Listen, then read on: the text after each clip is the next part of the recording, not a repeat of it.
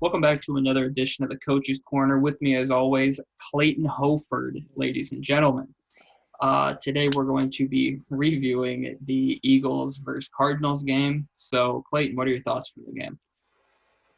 Man, you just got to talk about Jalen Hurts. Obviously, that's the big story. And, I said, hey, we got to wait to see how he plays. And he not only did he play better than his first start, he played significantly better. You look at the pass attempts. Obviously, your completion percentage wasn't terrific. You could kind of circle that as, okay, maybe if he's a little more efficient, maybe this game, it has a different result. Ended up being 26-33.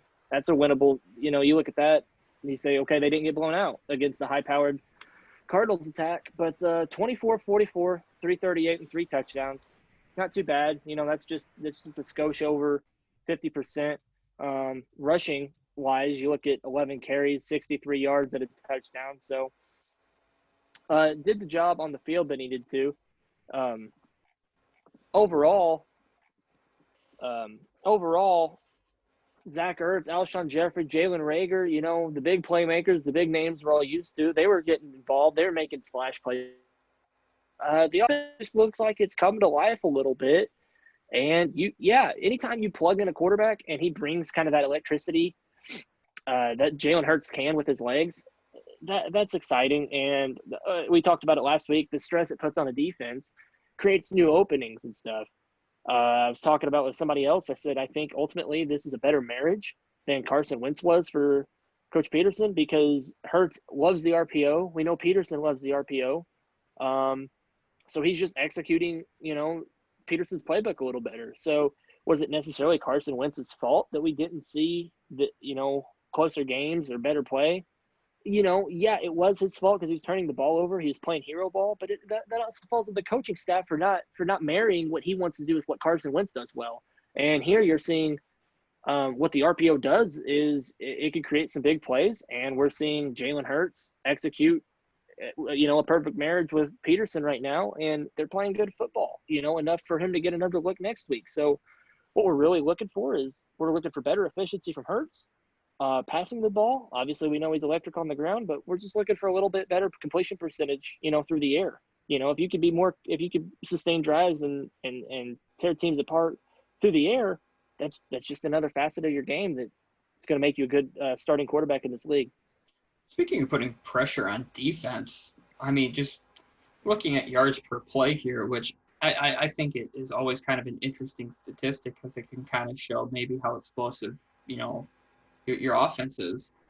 7.7 yards per play for the Arizona Cardinals is pretty impressive, and it just speaks volumes to how many holes there are on this defense. And it almost makes me wonder if it's going to cost Jim Schwartz his job. I think Jim Schwartz is a great defensive-minded coach,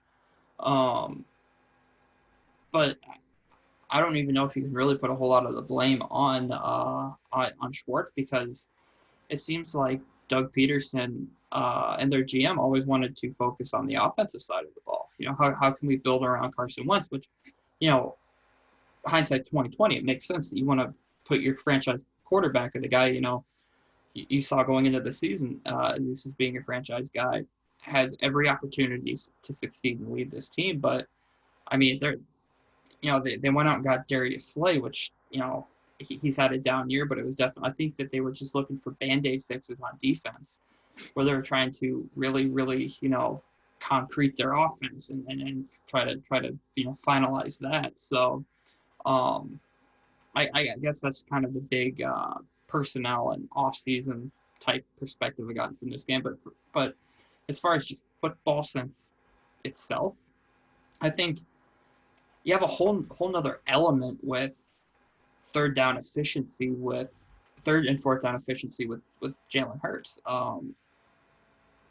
Statistically, Jalen Hurts outperformed Kyler Murray in third down efficiency, which is a huge part of football. It's part of really delivering at crunch time. Granted, it's still only 33% to the Cardinals, 30% on third down, but it's still a positive. But also 3 for 4 on fourth down. It's also how well can you perform in the clutch. And so I think that's one thing that you have to really look at. But sacks allowed, man.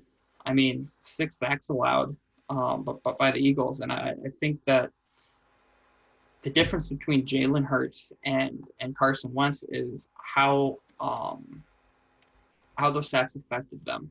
I feel like with Jalen Hurts, it's kind of like, uh, you got to move on next play, where um, Carson Wentz kind of took a different approach of like, oh man, now we're behind the sticks. I got to make a big play for this offense. We got to get back going in it.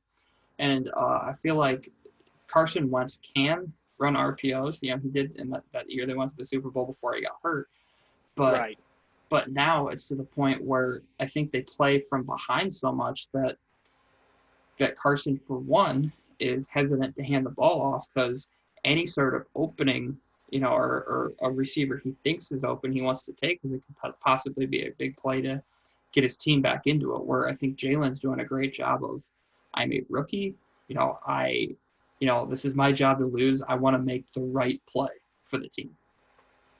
Yeah. Well, if we're going to get back to Carson Wentz here, let's look at Miles Sanders, 17 carries, 64 yards, just a hair under 4 yards a carry.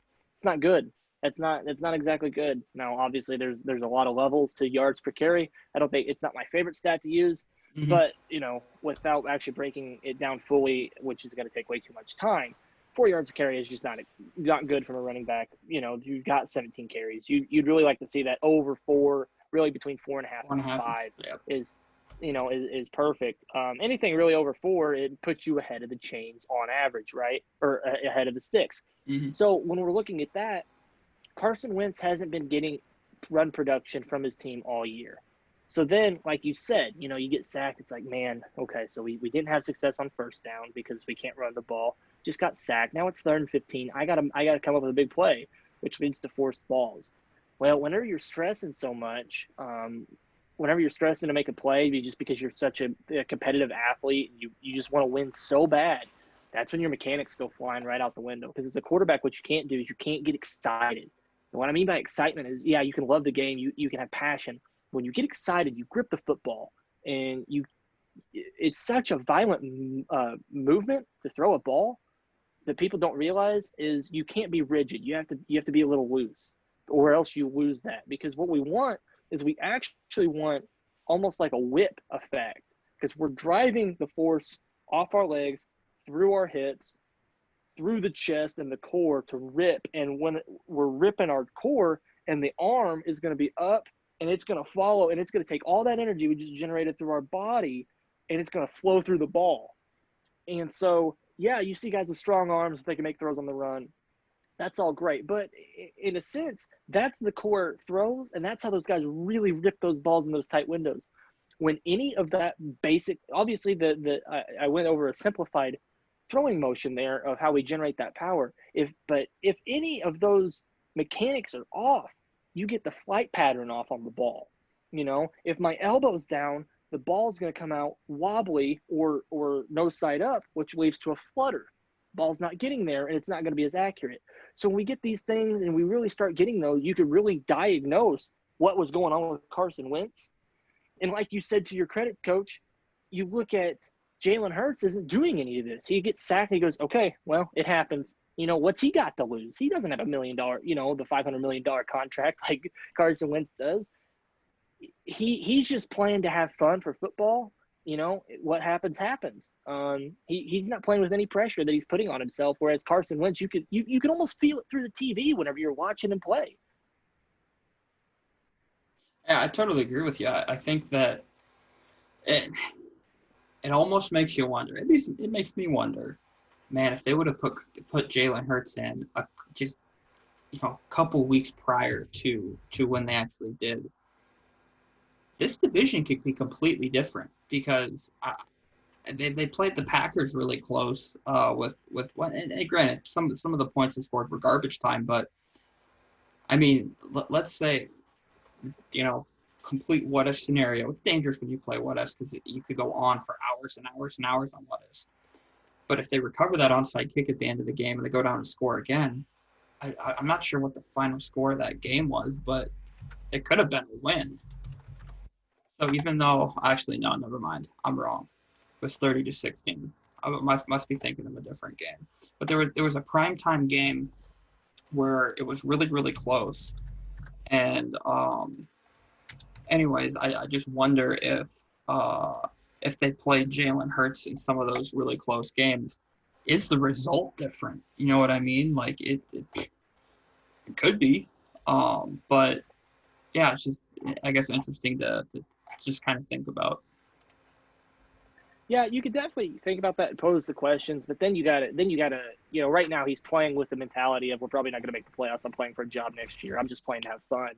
You throw in the playoff implication bonus, so adds a little more pressure. Does his mentality change? So that there's a lot of different caveats that and things to consider whenever you throw that scenario out there. So There's 3 one-score games, by the way, that Carson Wentz, was a starting quarterback, and they just fell short of.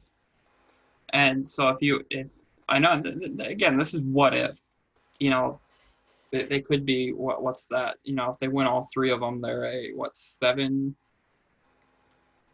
team, 7-6, or 7-6-1. I mean, you're pretty much out of that Division 1 at that point.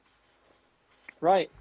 No, I mean, we could play what if scenarios all day, but ultimately, what I think this game may have been the beginning of the end for Carson Wentz in Philadelphia, because I think he's playing well enough. Probably going to be to keep retaining the job the next 2 weeks through the end of the season. Probably going to open up next season as the starter, and Carson Wentz is going to force his way out of there. So I think we've seen the last is Carson Wentz in a Philadelphia Eagles jersey as the starting quarterback for the Eagles. I think that Alia would love to see Carson Wentz in Indianapolis with Frank Reich. Yeah, that begs the question. You look at Frank Reich; he's the quarterback's coach. Directly related. Well, he was the quarterback's coach at first, and then he got to help call plays. And so you see he developed this really close bond with Carson. Was he the secret to getting the most out of Carson Wentz? And that very well could be. So if you saw a reunion with Carson Wentz in Indianapolis with Frank Reich, you would see it probably a totally different Carson Wentz, because quarterback, man, it's a lot up here. And if you got a guy that understands this, it opens a lot of doors for guys. So anything's possible. Yeah. Well, if you think we got something wrong, don't be afraid to let us know in the comments section. If you have a question, ask it, and we'll answer it next week. Don't forget to like, comment, subscribe, turn on notification bells. And thanks for tuning in for this week's edition of the Coach's Corner.